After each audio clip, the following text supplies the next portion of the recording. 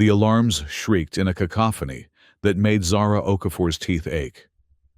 Red emergency lights pulsed throughout the cargo ship, Phoenix, painting the bridge in alternating darkness and bloody illumination.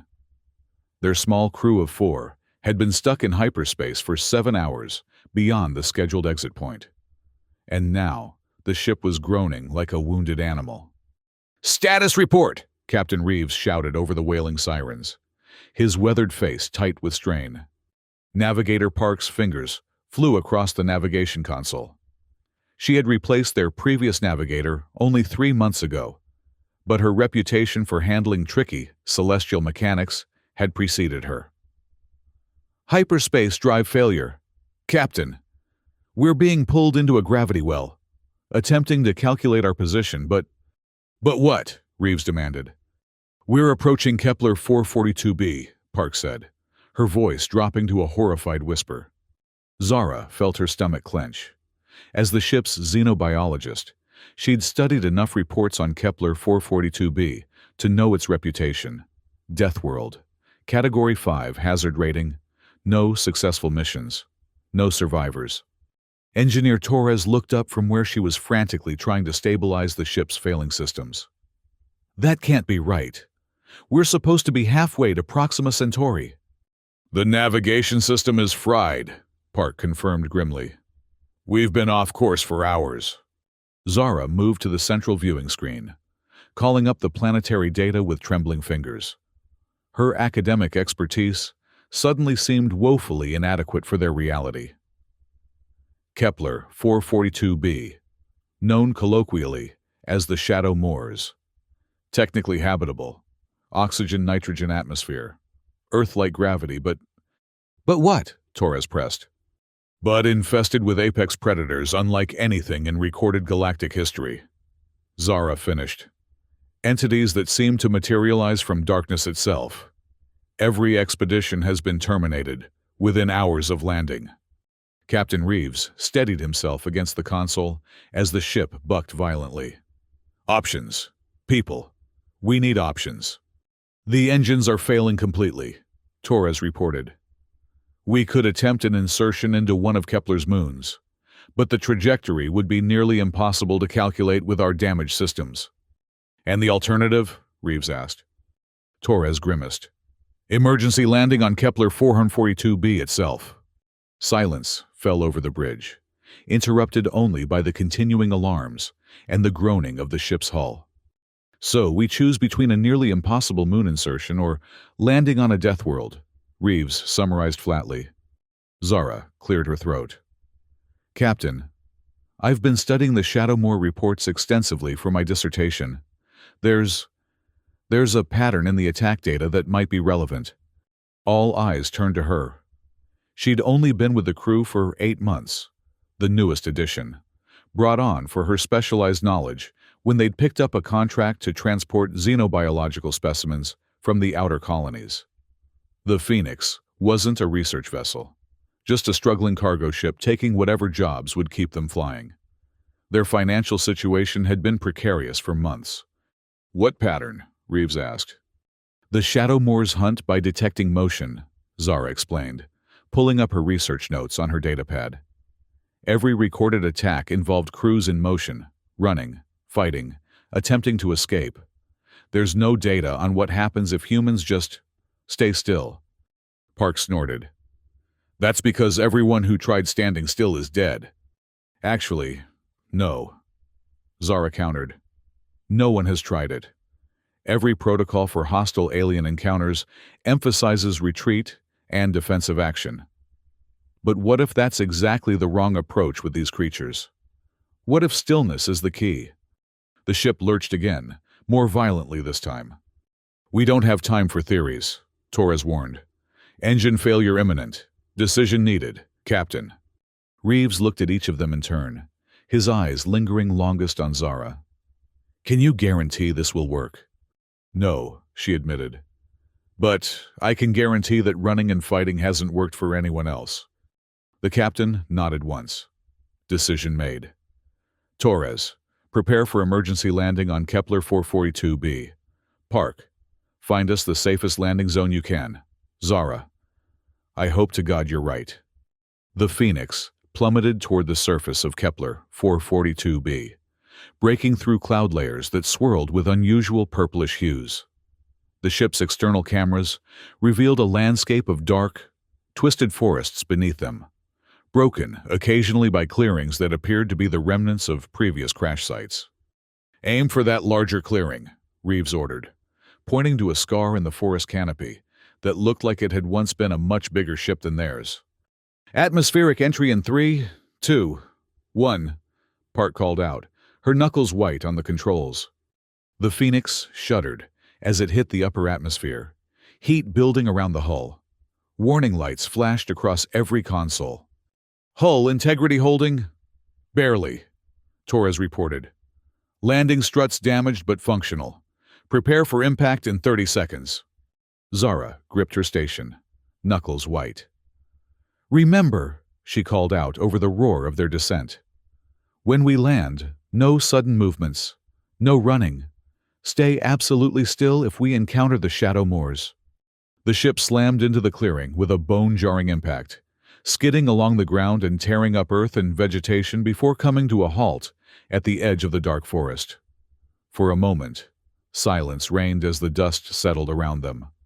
Status report, Reeves demanded, his voice eerily calm. Torres ran a quick diagnostic. Hull breached in 3 locations, but emergency seals are holding. Life support functional. Engines. She paused, grimacing. Engines are completely offline. We're not getting off this rock without significant repairs. External environment? Reeves asked. Zara checked the readings. Atmosphere is breathable but contains trace elements we don't have data on. Temperature is within human tolerance. No immediate environmental hazards detected. But she looked up at the view screen, which showed the edge of the dark forest surrounding their crash site. The shadow moors could be anywhere. We need to assess the damage from outside, Torres said. I can't fix the engines without seeing them directly. Reeves nodded slowly. We'll follow Zara's protocol. Slow, deliberate movements. No running. No matter what we see. Agreed. They all nodded, though Park looked deeply skeptical. Let's suit up with whatever protective gear we have, Reeves continued. Not that it's helped previous expeditions, but it can't hurt. 20 minutes later, they stood at the airlock, wearing the ship's limited emergency gear, reinforced jumpsuits with basic environmental protection, but nothing that would save them from a determined predator. Zara had insisted they leave their standard-issue pulse rifles behind, arguing that weapons had proven useless against the shadow moors and would only encourage aggressive response. Remember, Zara said as Torres prepared to cycle the airlock. Slow, deliberate movements. If you see anything unusual, freeze completely. The airlock hissed open, revealing the alien landscape beyond. The clearing was littered with the decaying remnants of previous ships, twisted metal, shattered viewports, and equipment scattered across the ground. The air smelled strange, not unpleasant, but with an underlying sweetness that seemed oddly out of place on a death world. They stepped out cautiously, eyes scanning the tree line. The forest beyond was unlike anything Zara had seen before, trees with bark so dark it seemed to absorb light, with strange phosphorescent fungi growing at their bases. The canopy above was dense, allowing only occasional shafts of the planet's reddish sunlight to penetrate to the forest floor. Torres moved slowly toward the engine section, tools in hand. The hyperspace drive is completely fried, she reported after a brief inspection. But the conventional engines might be salvageable. I'll need to check the internal components. They had been outside for perhaps 15 minutes when Park suddenly froze, her eyes fixed on a point at the edge of the forest. There, she whispered, her voice barely audible.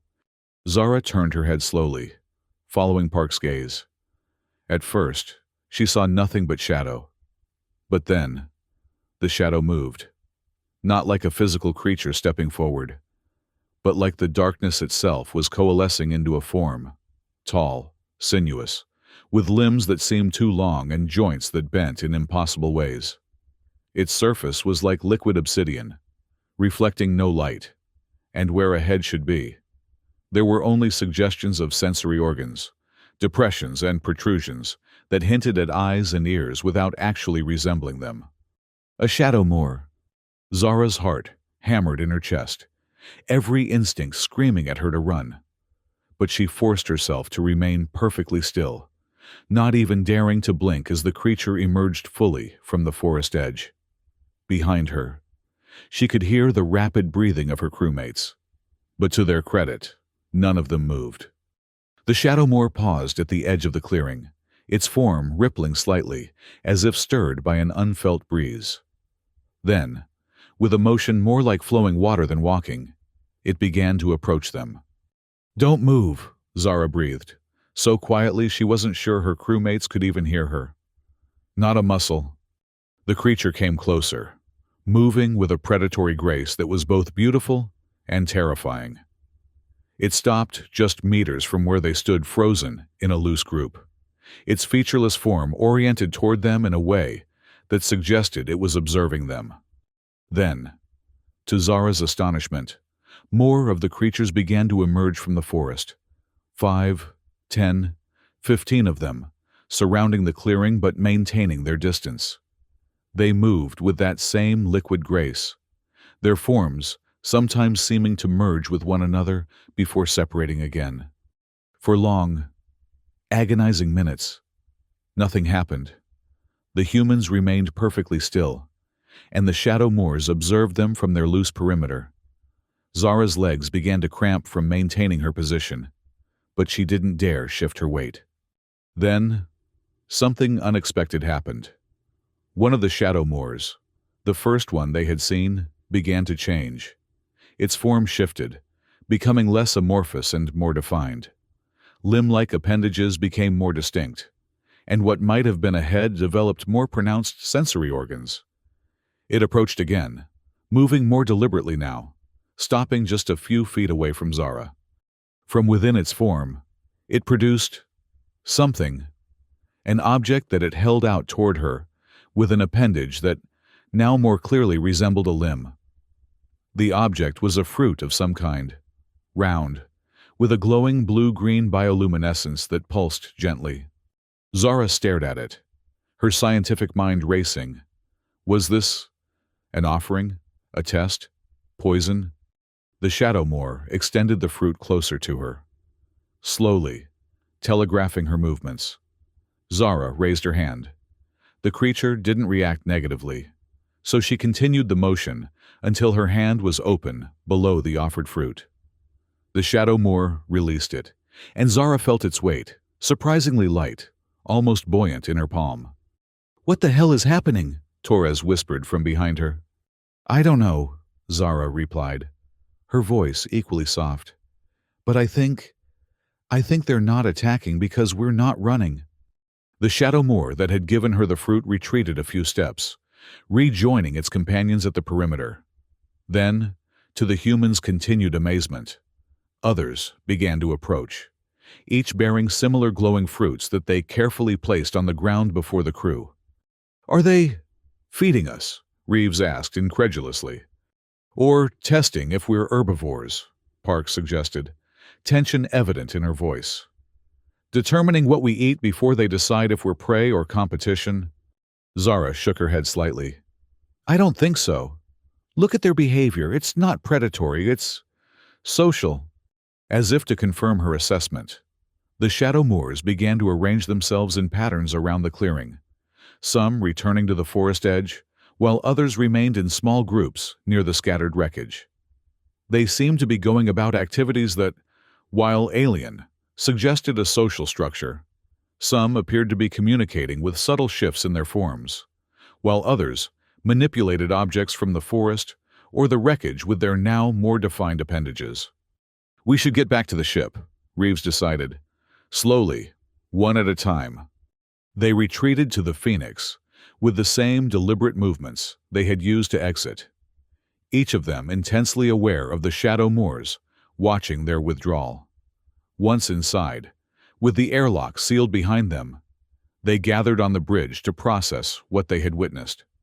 That wasn't supposed to happen, Park said, pacing the small space. Every report says these things are vicious predators. They've torn apart every expedition that's landed here. Zara carefully placed the glowing fruit she had been given in a specimen container. Every expedition that ran or fought, she corrected. We did neither. We stood still. We didn't trigger their predatory response. So what are they? Torres asked. Not just predators, obviously. Zara activated her datapad, beginning a new entry. Highly intelligent social organisms with complex behavior patterns. They seem to have a society, communication, and even what might be considered etiquette or diplomatic protocol. They offered food, a universal sign of non-aggression across virtually all known sentient species. But the records, Reeves began. The records show crews that followed standard procedures for hostile encounters. Zara finished for him. Run, hide, fight, all behaviors that would trigger predatory instincts in a species that hunts by movement. Torres whistled low. So we've discovered an intelligent alien species that's been misclassified as mindless predators. It appears so, Zara agreed. And that raises some significant questions about what we do with this information. They all looked at her. What do you mean? Park asked. We report it, obviously. This changes everything about Kepler 442b's classification. It could open up the planet for research. Maybe even colonial outposts if the Shadow Moors can be communicated with. Zara frowned. And what happens then? You know as well as I do how the Galactic Consortium treats newly discovered sentient species. Best case, the Shadow Moors become a curiosity, their planet carved up into research zones. Worst case, they're deemed a potential threat and subjected to controlled management, which is just a euphemism for subjugation or extermination. A heavy silence fell over the bridge. She's not wrong, Reeves said finally. The consortium's track record with new species isn't exactly humanitarian, especially with ones that have killed humans before. So what? We just don't tell anyone, Park demanded. That's illegal, not to mention career suicide. I'm not suggesting that, Zara said carefully. But before we make any decisions, I think we need to learn more. I need to study them, understand them better. If we can establish that they're fully sentient and only aggressive when threatened, that would afford them some protection under consortium law. Torres nodded slowly. And in the meantime, I still need to fix the engines if we want to leave this planet alive. Agreed, Reeves said. Zara, continue your research. Document everything. Torres, focus on repairs. If the Shadow Moors remain non-hostile, see if you can work on the external damage. Park, monitor communications, and see if you can get a distress signal working. But don't send anything yet. He looked at each of them in turn. We proceed carefully. No sudden movements, no aggressive actions. We follow Zara's protocol until we have reason to do otherwise. Over the next few days, a strange routine developed. Torres would work on the engines, moving deliberately and pausing whenever Shadow Moors approached. The creatures seemed curious about her work, watching from a distance as she repaired damaged components. Sometimes they would bring objects from the forest or from the wreckage of other ships, tools, pieces of metal, even functioning power cells that proved compatible with the Phoenix's systems. Park remained skeptical, preferring to stay aboard the ship and work on communications. I don't trust them, she told Zara on the third day. Just because they haven't eaten us yet doesn't mean they won't. Zara, meanwhile, spent hours observing and documenting the Shadow Moors' behavior. She had set up a small observation post near the ship, where she could sit perfectly still and watch as the creatures went about their activities. Her datapad filled with notes and observations. Day 3. Shadow Moors exhibit clear social hierarchy. Larger individuals with more defined forms appear to direct smaller ones. They communicate through subtle shape changes and what might be subsonic vocalizations that our equipment can barely detect. Day 4. Confirmed tool use. Subject A, the first one to approach us, used a modified piece of wreckage as a digging implement to unearth some kind of root system. The roots were distributed among a group of smaller moors, suggesting food-sharing behavior. Day 5. Possible evidence of cultural practices. At sunset, several Moors gathered at the forest edge and performed synchronized shape-shifting that resembled a dance or ceremony. Bioluminescent patterns appeared on their surfaces during this activity.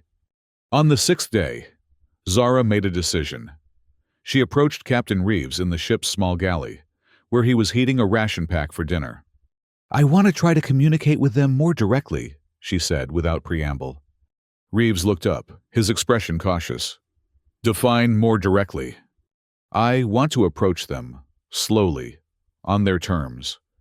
They've been watching us, learning our patterns. I think they're as curious about us as we are about them. But we've been maintaining a distance, observing, rather than engaging. For good reason," Reeves pointed out. "We don't know what might trigger aggressive behavior." "We know running and sudden movements do," Zara countered. "And we know offering food is a gesture of peace for them. I think it's time to reciprocate." Reeves was quiet for a long moment. "You're asking permission to risk your life on a theory." "A theory supported by 6 days of observation," Zara said.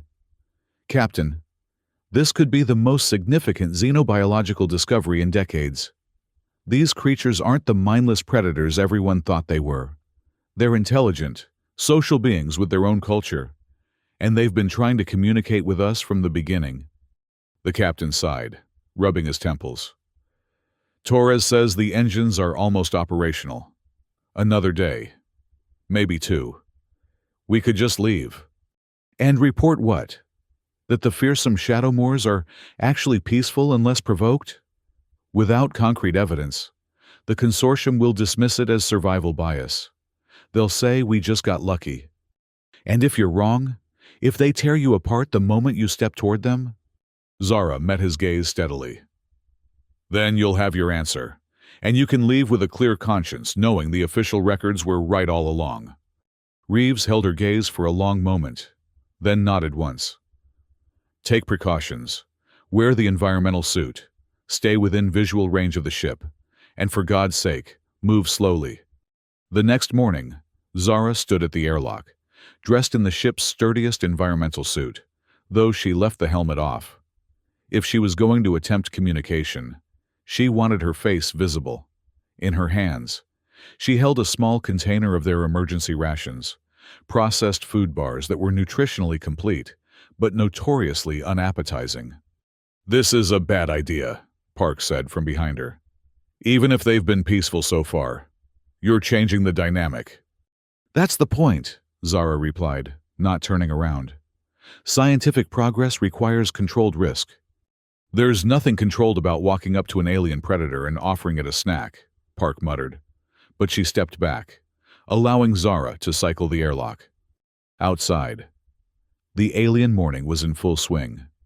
Kepler, 442b's red sun, cast long shadows across the clearing, where several shadow moors were engaged in what appeared to be foraging activities.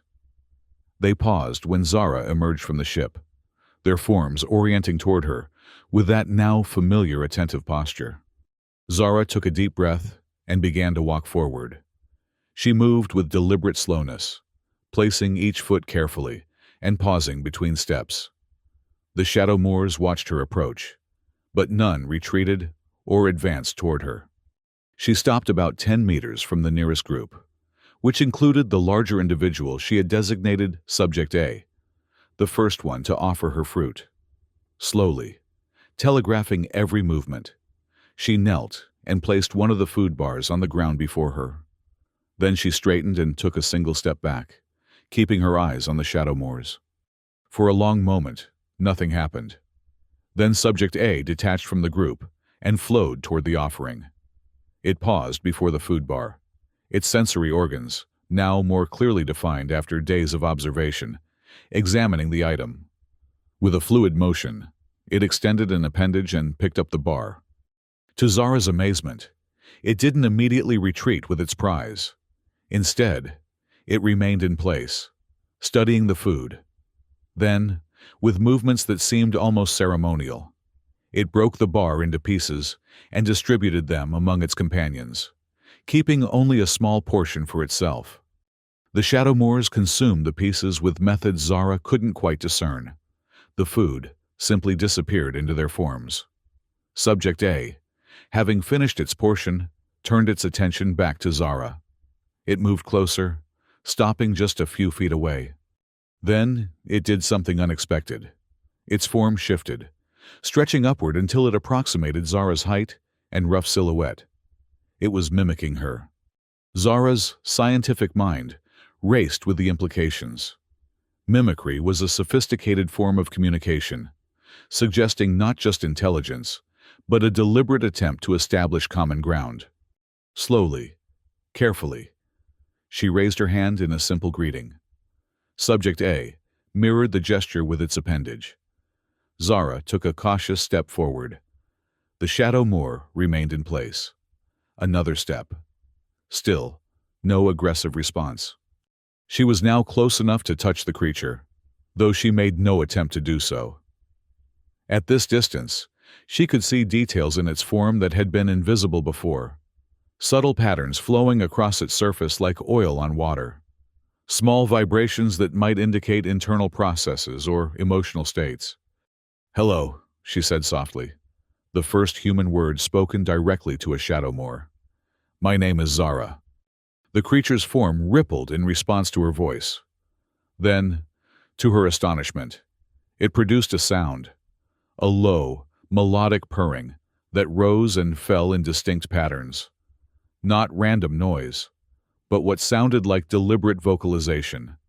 Zara repeated her greeting, and the Shadow Moor responded with another series of purrs, different from the first but with similar cadence.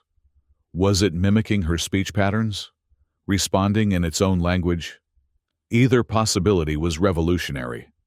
She became aware that the other Shadow Moors had drawn closer, forming a loose circle around her, and Subject A.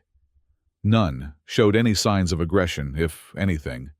They seemed curious, their forms shifting slightly as if in excitement. Carefully, Zara pointed to herself again. "Human," she said clearly. Then she gestured to Subject A. "What are you called?"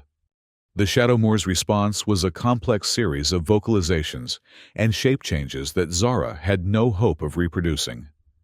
But the intent seemed clear. It was offering its identity in return. From the ship's airlock, she heard Torres call out, "Zara, are you seeing this?" She didn't turn her head, keeping her attention focused on the Shadow Moors. "Yes," she called back softly. "They're communicating." "Not just that," Torres replied, her voice filled with wonder. "Look around you." Zara finally broke her gaze away from Subject A and realized what Torres meant. The clearing had transformed. Shadow Moors were emerging from the forest in numbers she hadn't seen before. Dozens of them, all converging on the area around the Phoenix. But they weren't approaching threateningly.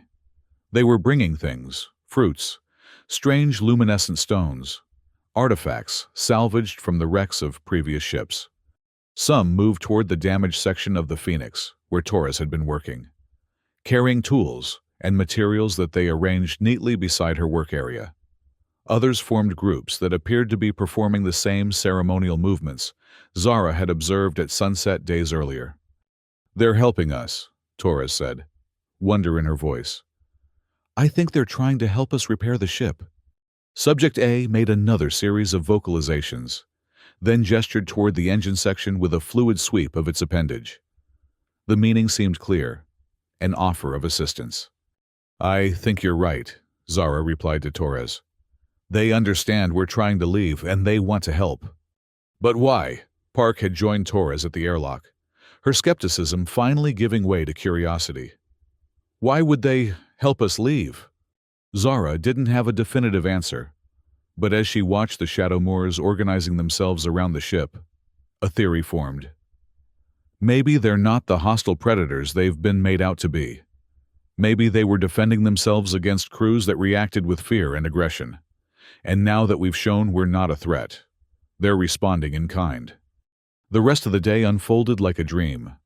Torres worked alongside the Shadow Moors, their alien dexterity proving invaluable for reaching damaged components that had been inaccessible. They seemed to have an intuitive understanding of the ship's systems, perhaps from examining the wrecks of previous vessels.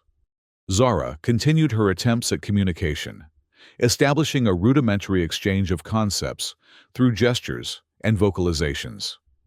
By sunset, she had compiled a basic lexicon of Shadow Moor sounds and movements, along with their apparent meanings. As the red sun dipped below the horizon, Subject A led Zara to the edge of the forest. Other Shadow Moors gathered around them, their forms now illuminated from within by bioluminescence that grew stronger as darkness fell. Subject A made a series of gestures toward the sky, then toward the phoenix, then finally placed what appeared to be a small, crystalline object in Zara's hand. The crystal glowed with an inner light that shifted through colors, blue, green, purple, in a rhythm that matched the vocalizations Subject A had used earlier. A gift, but perhaps also something more, a record, a message, a token of remembrance. As night fully descended, the Shadow Moors performed their most elaborate ceremony yet. They arranged themselves in concentric circles, their forms flowing and changing in perfect synchronization. Lights rippled across their surfaces, creating patterns that seemed to tell a story, shapes that suggested ships falling from the sky, confrontations, death, and finally, stillness and understanding. At the center of the circle, Subject A's form elongated, reaching toward the stars, then collapsed in on itself until it was a small, dense sphere of absolute darkness. For a long moment, it remained in that state, while the other Moors continued their synchronized movements around it. Then, with a flash of brilliant light that momentarily illuminated the entire clearing, it resumed its normal form. The ceremony concluded. The Shadow Moors dispersed, some returning to the forest while others settled into small groups around the clearing. Subject A remained with Zara, its form now showing patterns of light that pulsed slowly, almost like a heartbeat. "What was that?" Zara asked softly, though she knew the creature couldn't understand her exact words. "What were you showing us?" Subject A made a sound unlike any Zara had heard before, a keening note that rose and fell with what sounded unmistakably like sorrow. It gestured toward the wreckage scattered throughout the clearing, then to the sky, then made a motion like something falling. Understanding dawned on Zara. "You're mourning them," she whispered. "The others who came here, the ones who ran and fought and died." The Shadow Moor's form rippled in what might have been affirmation. When Zara returned to the ship that night, she found Torres in the engine room, surrounded by components that hadn't been there that morning. "They brought us everything we needed," the engineer said, her hands working quickly to integrate the new parts. "Power cells, conduits, even a functional hyperspace stabilizer. We can leave tomorrow if we want to." "Where did they get all this?" Zara asked, looking at the array of technology. "From the other wrecks, I think," Torres replied. "They've been salvaging and storing components for years. It's like they were waiting for someone who wouldn't run away screaming." Reeves joined them, his expression thoughtful. "So we can leave. The question is, what do we report when we get back to civilized space?" They gathered on the bridge, where Park had finally managed to repair the communication system. "Distress beacon is operational," she reported. "We can broadcast our position to the nearest consortium outpost as soon as we're back in regular space." "And what exactly will that broadcast say?" Reeves asked, looking around at his crew. "That the infamous Shadow Moors of Kepler 442b are actually a highly intelligent, peaceful species that only attack when provoked by sudden movements? That's the truth, Zara said firmly. And what happens to them when that truth gets out? Reeves countered. Best case scenario. Their planet becomes a research hotspot, crawling with scientists who may or may not respect their space and customs. Worst case, someone decides they're too dangerous to coexist with and implements a final solution. The implications hung heavy in the air. We could lie, Torres suggested. Say we crashed on one of Kepler's moons and managed to repair the ship enough to limp home. No mention of the Shadow Moors at all. The consortium monitors all transmissions from this sector, Park pointed out. They'll know we were on Kepler 442b, and lying in an official report is a serious offense. What if we don't lie? Exactly, Zara said slowly. An idea forming. What if we just omit certain details? We report that we had an emergency landing on Kepler 442b. We report that we repaired our ship using salvaged components. We just don't mention the nature of our interaction with the local life forms. Reeves considered this. A report so technically accurate, it doesn't raise any red flags, but vague enough that it doesn't change the official classification of the planet. Exactly, Zara nodded. Kepler 442b remains a death world on the charts. Ships continue to avoid it. The Shadow Moors are left in peace. And what about your research? Park asked. All your observations, your attempts at communication? You're just going to suppress potentially groundbreaking xenobiological discoveries? Zara looked down at the crystal in her hand, its colors shifting in gentle pulses. Some discoveries deserve to remain private until the world is ready for them. The Shadow Moors have been misunderstood enough. I won't be responsible for bringing more harm to them. The decision wasn't easy, but in the end, they all agreed. The official report would be minimal: an emergency landing, routine repairs, a successful departure. No mention of peaceful interaction with the planet's notorious predators. The next morning, Torres completed the final adjustments to the engines, while Zara said her goodbyes to Subject A. The communication was limited by their different biologies and languages, but the intent was clear on both sides: respect, gratitude, and a mutual understanding that some secrets were best kept. As the Phoenix lifted off from the surface of Kepler 442b, Zara watched through the view screen as the Shadow Moors gathered in the clearing, their forms shifting in what she now recognized as a farewell gesture. Subject A stood at their center, its form elongated toward the departing ship in a final acknowledgement. Hyperspace capability restored, Torres reported from the engine room. We can make the jump as soon as we clear the atmosphere. Take us home, Reeves ordered, his voice soft but firm. As the stars streaked around them and the Phoenix entered hyperspace, Zara retreated to her small cabin. From a hidden compartment beneath her bunk, she retrieved her personal datapad, separate from the ship's systems and the official logs. On it, she had recorded everything: her observations, her attempts at communication, her theories about Shadow Moor society and biology, knowledge that would remain hers alone. At least for now. Someday, perhaps. The galaxy would be ready to understand that the fearsome predators of Kepler 442b were more than they appeared.